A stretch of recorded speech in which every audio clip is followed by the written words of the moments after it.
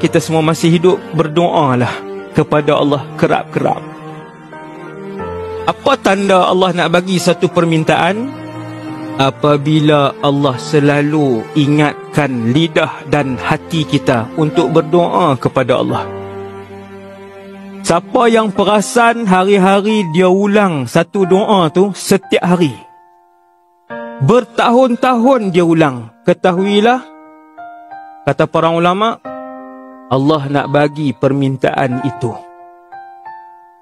Kalau tiap-tiap hari dia tak pernah lupa untuk minta syurga Firdaus berbelas-belas kali sehari, bergembiralah, ulama kata insya-Allah Allah akan bagi perkara tu.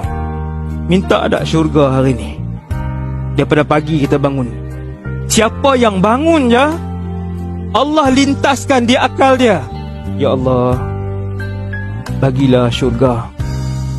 Dia bangun nak urus anak, nak urus diri dia, nak setrika baju, nak pergi kerja, nak buat makan, nak macam-macam dia fikir. Tapi bila bangun, terus terlintas, tak gosok gigi lagi, tak masuk tandas lagi, Allah lintaskan di fikiran dia, di hati dia, untuk dia berdoa.